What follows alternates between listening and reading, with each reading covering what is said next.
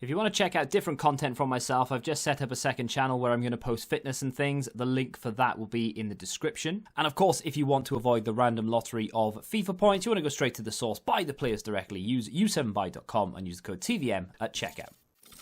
What is going on, guys? TVM here. Welcome back to the channel. And we are going to talk about next gen. We're going to talk about FIFA 21. We are going to be asking questions, right? So first up, I play on PC. Just want to get that out of there. I can play in 60 frames a second on Ultra. It looks insane when I play it. Say insane. It looks good when I play it, right? My PC is pretty decent. It's got everything I need it to run games maxed out for the most part. I'm not saying like the brand new titles that come out I can play maxed out, like the new Star Wars, for example, which I will be playing. Maybe not on the channel, but I will be playing it because it looks insane. I'm not a massive Star Wars fan, if I'm honest, but it does look really good. But can I play that maxed out? I'm not sure. We'll have to wait and see. But with the new consoles coming out, I don't know whether I want to buy one and record FIFA on it or not. I can't make up my mind. When they first announced them, I got quite excited and I thought, you know what? I'm going to get one. And then I changed my mind. I thought, I'm going to get both. I'm going to get a PlayStation and an Xbox because there's going to be a few games that come out on PlayStation that I want to play.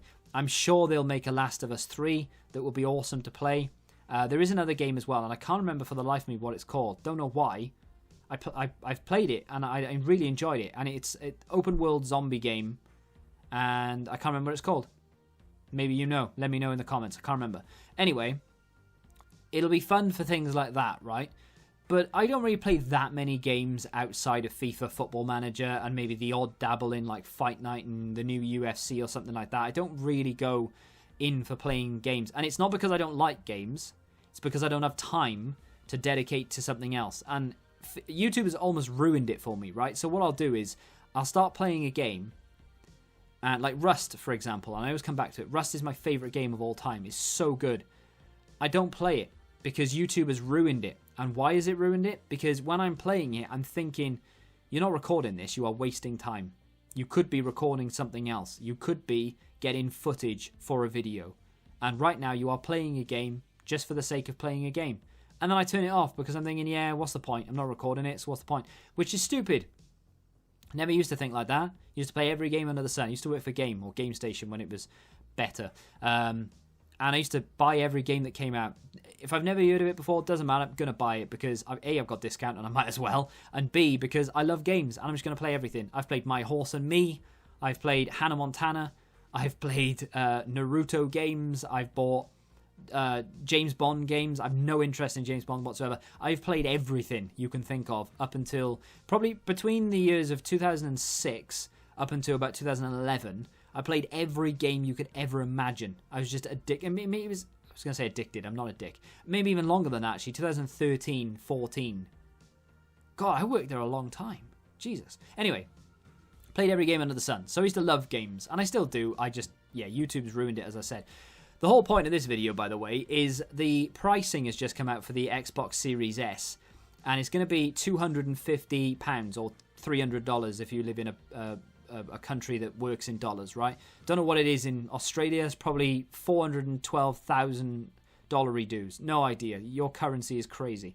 Anyway, 250 quid for the lower end. It's a digital version. It only has 4 teraflops instead of 12, I believe. I'm reading this, but 4K upscaling for older titles, 120 FPS at 1440p, which is not quite like top-end 4K, but it is still 4K technically, so yeah. It's still got that custom SSD in it, it's still got ray tracing. It's going to look very good, despite the fact that it's the lower-end console. Still next-gen, still plays next-gen titles at high resolution and 120 FPS. So, I'm tempted by that console. 250 quid is a banging price for a next-gen machine. I thought they were going to be minimum 350, if not 400 for the lower end, and then we're looking at maybe 600 for the like Series X, which is the top one.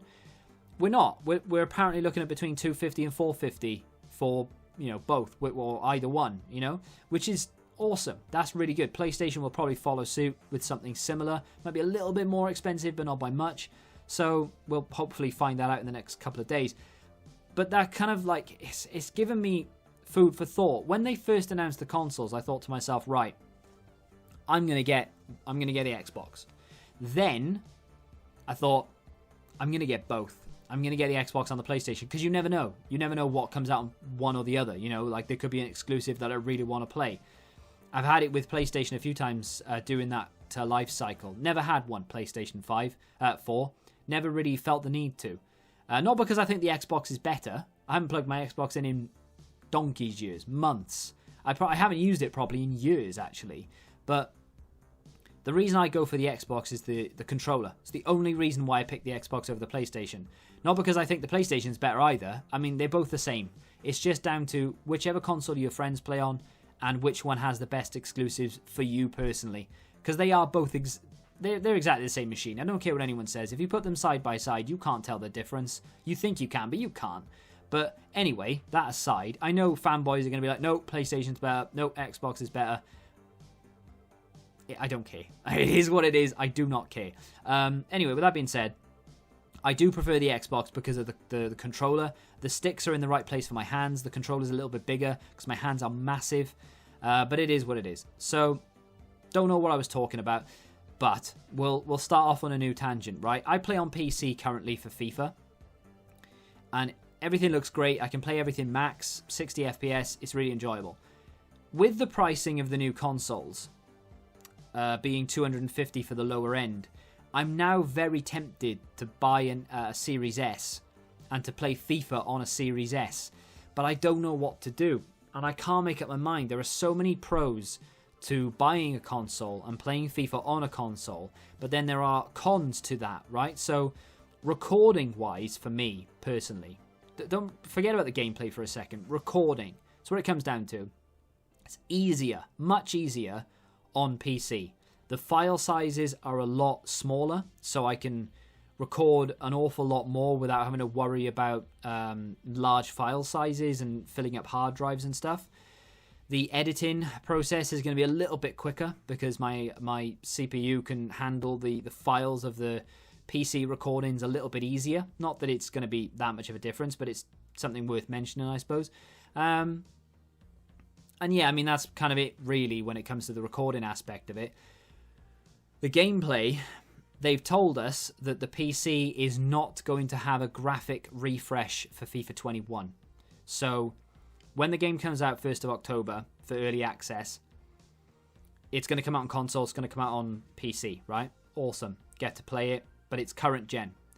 Then, on November the 10th, when the new gen of consoles come out, FIFA 21 will have a graphic refresh version on the new console. So you'll be able to trade in your current version of... Well, no, I don't think you don't even trade it in, do you? You get it for free. I think that's what they've said. If you've bought FIFA 21 on the Xbox One or the PlayStation 4, when you buy a new console, you will have a free version of PS5 FIFA 21, Xbox Series X or S FIFA 21. That's what they've said. I'm pretty sure. So you'll get the new... Like, I remember switching from Xbox 360 to Xbox One, FIFA 14. My God, the graphics were insane. They look so good. The difference between that FIFA 14 and the next gen, which is now current gen, FIFA 14, was insane. The crowd looked so much different. The markings on the pitch from like the wear and tear looked really good. The grass looked really good. If you compare that, if you look at it now compared to FIFA 20, would look garbage, right? But at the time, it was insane. We won't get that on PC. PC will remain the same from the end of September to the beginning of October to the end of FIFA 21. It's just going to look exactly the same. The new consoles get that graphic update, so that's something that's tempting me. What are you guys planning on doing with the new consoles? Do you plan on buying a new console as soon as it comes out? Are you that sort of excited for it, or are you maybe going to wait till Christmas, or maybe you have to wait till Christmas, or are you going to wait for the first price drop, which probably won't happen for a while, but maybe the following Christmas? But are you going to wait and see what happens?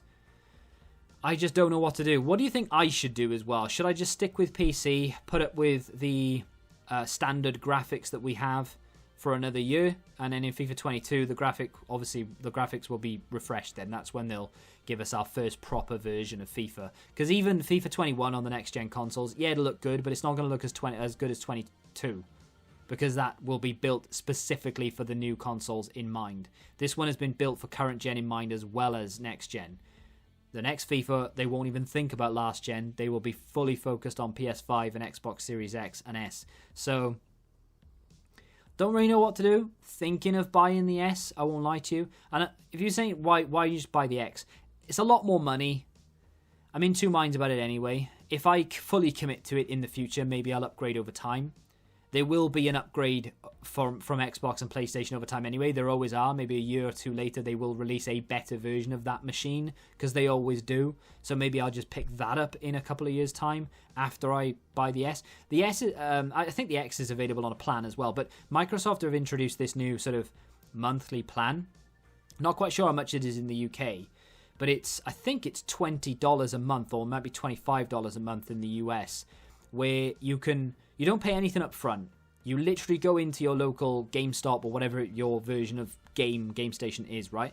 I don't know why I'm still saying Game Station. It hasn't existed in like 5 years. You go into one of these stores. I think Microsoft do them as well. But you go into one of these stores and you don't pay anything up front. It's like a phone contract. You pay however much it is a month. You get the new console. You also get Xbox Live for forever, for as long as you're still paying that fee. You also get Xbox Game Pass for as long as you're paying that fee as well. So if it's $20 in the US, it's likely to be between £15 and £20 in the UK, which is awesome. You pay that every single month. You get the console without paying a fee up front. Awesome. You also get Xbox Live Gold, and you get the Game Pass, which is every single brand new exclusive is released on that. They also release other things like Red Dead Redemption 2 is on there currently, State of Decay, Pez is on there if you're weird, and there's loads of other games on there as well. There's a constant library and the back catalogue as well. So that's awesome, and I think that's what I would probably do. Depends on how much the X is on that plan compared to the S. I might do it, I don't know, but do you think I should get a console and play FIFA on console next year, or do you think I should stay on PC, and what are you going to do? I can't make up my mind what I want to do. The other problem with that, of course, is career mode. I want to play career mode in 21, right from day one. The save progress doesn't go over, doesn't transfer. So if I play career mode from day one, I'm probably going to have to do it on PC, and I'm probably going to have to stay on PC for the duration of that career mode. I can't imagine we'll run a career mode from day one until the end. It'll probably end at some point and we'll start a new one, and then we could start on the next gen. But that's another problem. I'm going to have to buy the game on PC, then buy a console, then buy the game, although the game would probably come with a console because I'd probably get that sort of bundle or whatever. But either way, I don't know what to do. I'm in several different minds. I don't have that long to really decide either, if we really think about it. I mean, okay, I know I've got until November the 10th, kind of, because you'd probably have to pre-order it, but I know I have until November to pick up the console, but I only have like 3 or 4 weeks to decide what I'm actually going to do about FIFA. Do I get it on the Xbox? And then my progress for Ultimate Team carries over? Because that's another thing. If I don't, I just don't know what to do. I really don't know what to do.